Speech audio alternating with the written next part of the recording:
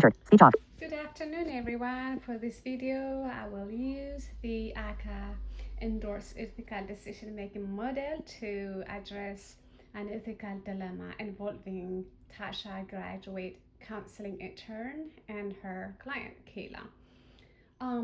The dilemma in this case centers on the issue of confidentiality, supervision, agency power dynamic, and ethical responsibility.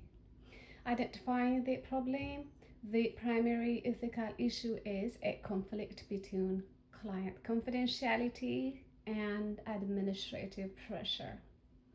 Tasha's client, Kayla, disclosed passive thoughts if she were about not worrying if she were in an accident, but clearly denied any intent to harm herself or her others. Following this session, Tasha consulted her supervisor, who determined there's no imminent risk. However, later on, non-clinical agency director requested access to Kayla's session notes and implied a refusal could negatively damage Tasha's status as an intern. Lord, this is a frightening power imbalance. But regardless, Tasha needs to be grounded, stay grounded, and uphold the ethical standards.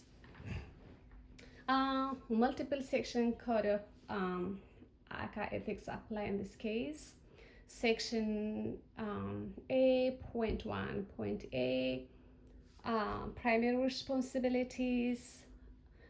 Counselor's primary responsibility is to promote the welfare of client. Section B.A.C,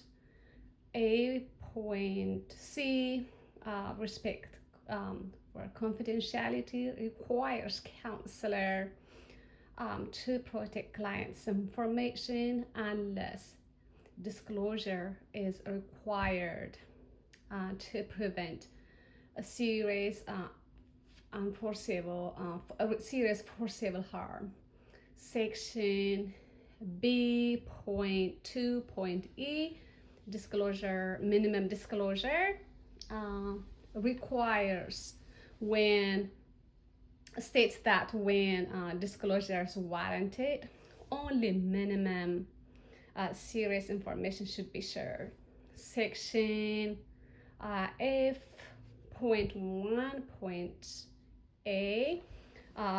states that supervisory responsibility for client welfare rests on licensed supervisor.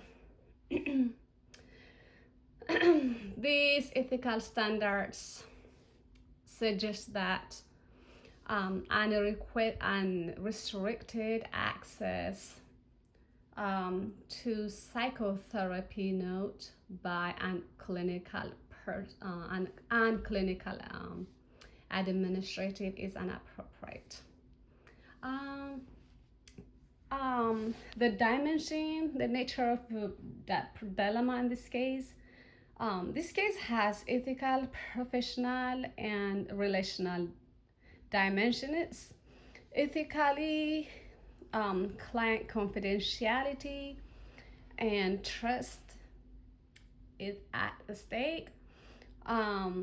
Professionally, Tasha must remain within the scope of her boundary as an intern and defer decision to her licensed supervisor. Ethically and professionally, there's no any justification for or to breach or breaching confidentiality because the supervisor has already ruled out there's no any risk. Possible action, course of action Tasha can take. Tasha can simply um, complied with the requested and provided the note, where she can she could simply refuse without explaining nothing. But I think the best, if I were in her shoes, I will do is redirect decision to the licensed supervisor.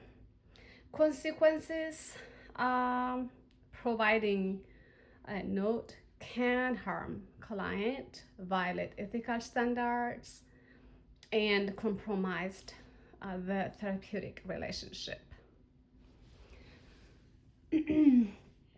Overall, Tasha should consult her licensed supervisor and defer any decision um, be made. Thank you for listening. Have a great day.